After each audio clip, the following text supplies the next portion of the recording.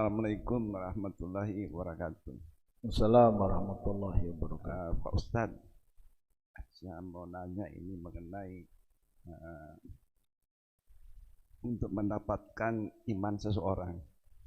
Pertanyaan saya, apakah itu langsung mendapat hidayah dari Allah atau melalui ilmu pengetahuan?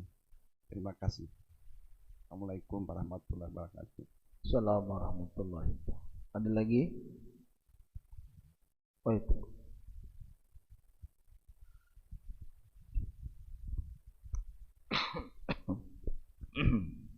Bismillahirrahmanirrahim. Assalamualaikum warahmatullahi wabarakatuh.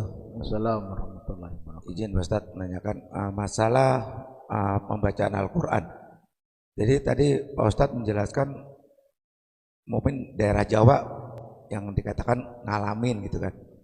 Dan sedangkan baca Quran itu harus ada mahrajnya, tajwidnya, dan yang lain-lainnya gitu. Nah, itu bagaimana hukumnya Pak Ustadz? Sedangkan kalau misalkan baca istilahnya tadi ngalamin gitu kan, berarti kan artinya lain Pak Ustadz. Itu bagaimana hukumnya Pak Ustadz? Terima kasih. Assalamualaikum warahmatullahi wabarakatuh. Assalamualaikum warahmatullahi wabarakatuh. Hidayah itu urusan Allah. Hidayah itu urusannya Allah. Ada orang yang dapat hidayah, ia turun begitu saja dapat petunjuk. Ada orang yang dapat hidayah dari Allah lewat ilmu pengetahuan. Pada saat baginda Rasul menyaksikan ada pamannya yang di akhir hayatnya nanti menjadi kontroversi oleh para ulama, berbeda pandangan apakah paman Nabi Abu Thalib itu meninggalnya Islam atau tidak. Tapi kita menggunakan satu pandangan tafsir. Pada saat pamannya baginda Rasul ini mau meninggal dunia, baginda Rasul menginginkan ini pamannya bersyahadat. Di situ banyak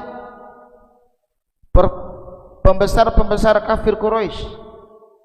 Lalu turun ayat, innaka la tahdi man ahbabta walakinallaha yahdi may yasha. Sesungguhnya kamu Muhammad tidak bisa memberikan hidayah kepada orang yang kamu cintai.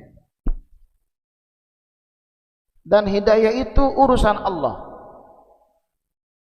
Baginda Rasul cinta kepada pamannya, ingin pamannya ini bersyahadat, menyatakan keislamannya di hadapan orang-orang.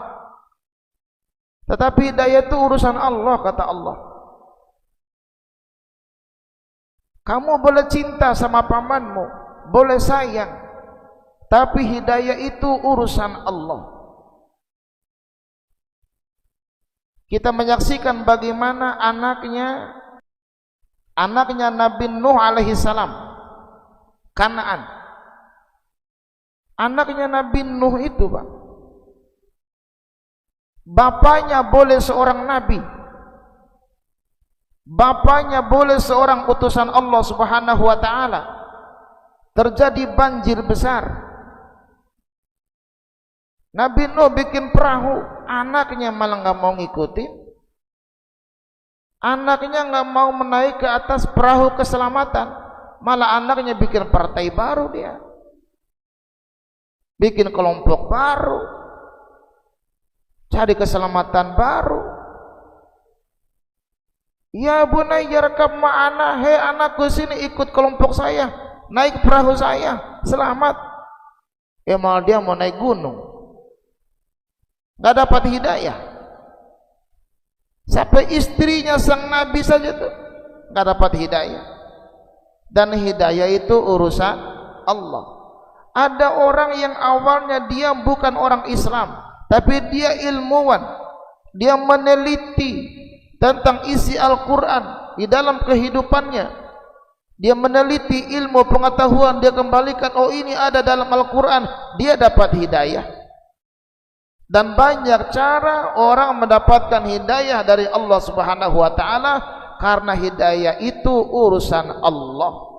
Berapa banyak orang yang sudah didakwahin, sudah didatangin, sudah berbagai macam kemampuan, nggak bisa, karena memang hidayah itu urusan Allah. Dan kita mohonkan kepada Allah Subhanahu wa taala agar hidayah itu diturunkan kepada mereka. Baginda Rasul saja Pak memohon hidayah kepada Allah agar orang-orang Taif bisa masuk Islam. Dan hidayah ini luar biasa mahal. Makanya alhamdulillah ini Pak, kita bisa memeluk Islam ini bagian daripada hidayah Allah Subhanahu wa taala, dan ini kenikmatan di atas kenikmatan yang lain. Saking luar biasanya nikmat bisa masuk ke dalam hidayah Allah Subhanahu wa taala. Dan mohon terus hidayah ini jangan sampai keluar dari dalam diri kita.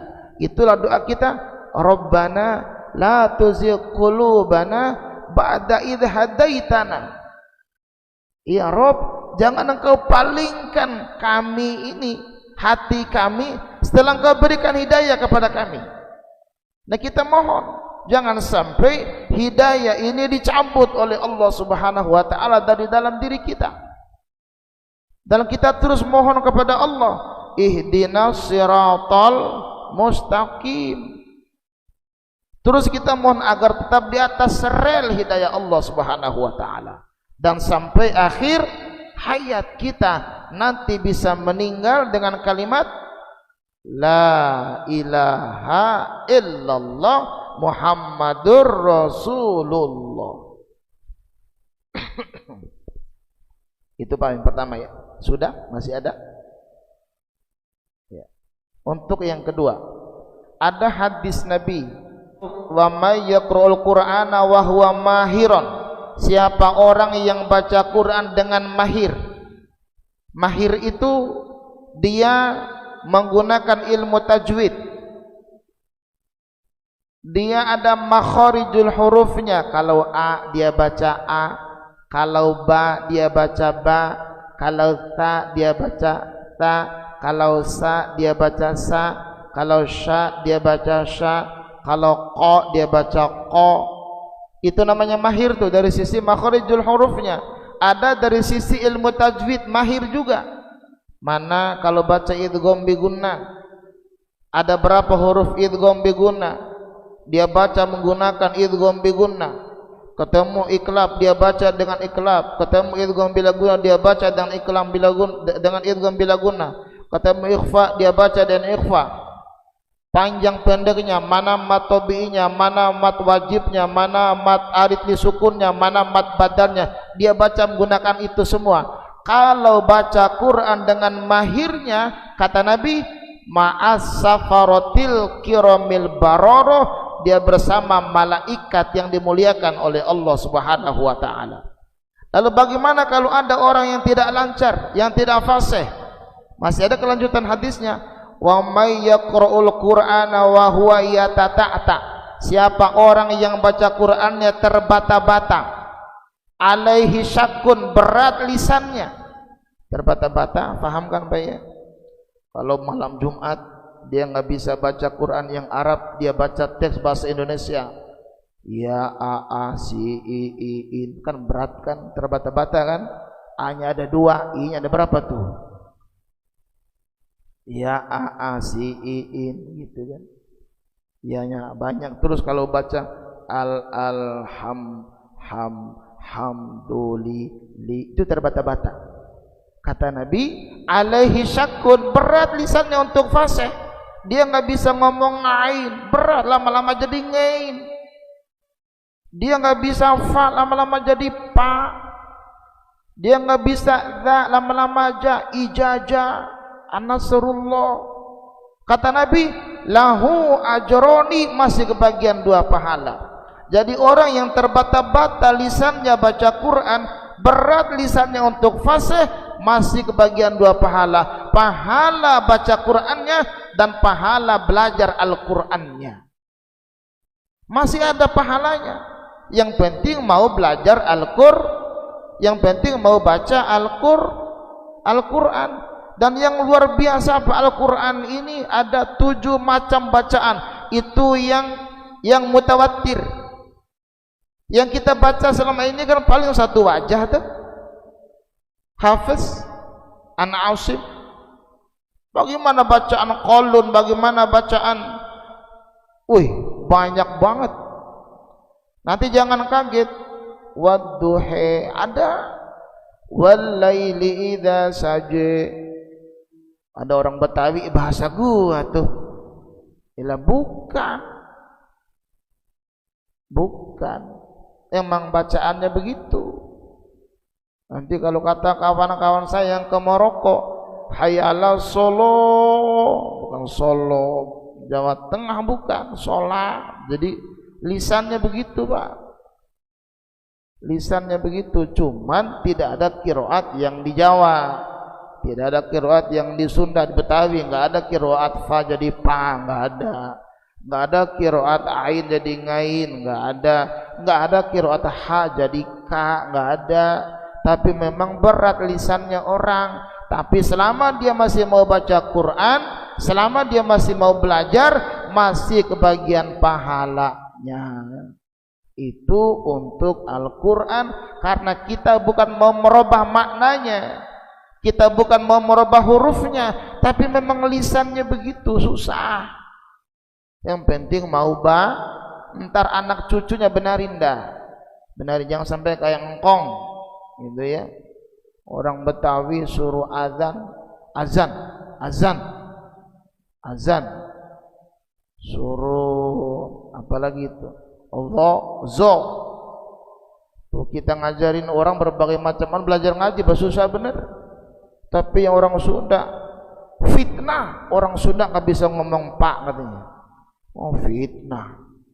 Tapi tadi fitnah. Tapi memang begitu kondisinya. Ada dialog orang-orang Sulawesi juga ada kelemahan masing-masing, Pak. Tapi kalau kita dalamin, kita serius, bisa fasih, bisa, asal mau tapi selama proses tersebut jangan takut salah. Kalau ada gurunya enak salah, yang repot salah nggak ada guru, salah terus. Kata guru, emang ente sudah begini dah, udah susah diaturnya.